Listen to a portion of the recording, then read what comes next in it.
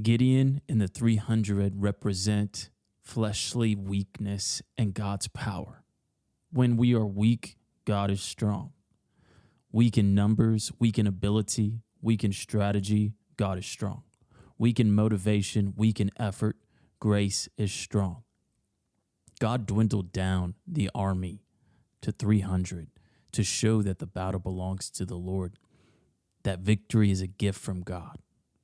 Gideon is the lowest in his tribe, and his tribe is the lowest in Israel when he is called by the angel. Gideon represents our human weakness. Paul the apostle embraced weakness so the power of God would rest on him. God's Spirit clothed Gideon. God's Spirit clothes our weakness.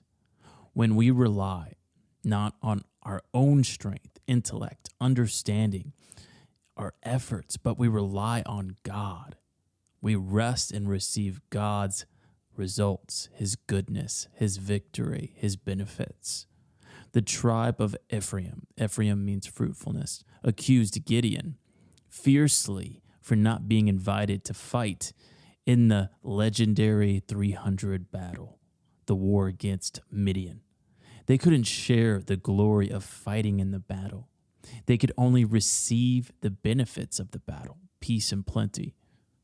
After the war was already won by God through Gideon and the intentional God-designed 300, the tribe of Ephraim was upset. They didn't get ascribed as being a part of the legendary battle. Ephraim didn't have the glory of fighting in the fight, but their glory was to receive the benefits of the victory, peace and plenty.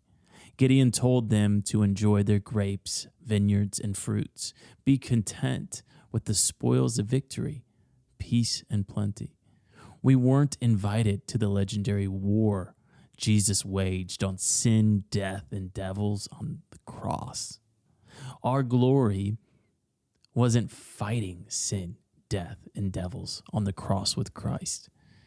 We inherit a victory, not a war. We are co-crucified with Christ, and we receive all the benefits and comforts of his sacrifice. Our glory is receiving freedom, liberty, peace, abundance of the gospel. Be content and eat your grapes, drink your wine, and feast on the aftermath of God's legendary victory on the cross. Showcase the goodness of God's plan, God's design, his desire, God's wisdom in Christ by being full of the benefits and sweetness of his love.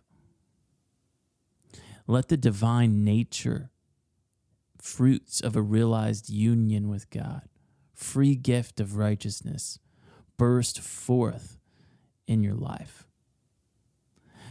displaying the fact that you are indeed a recipient of the overflowing cup of his wine salvation on the winepress of the cross. Show off your inheritance of the endless wine vineyards of God's country by drinking and being filled with his joy, mirth, and prosperity. Don't assume war, strife, and difficulty. Assume God's Spirit. Assume Christ. Assume a received victory.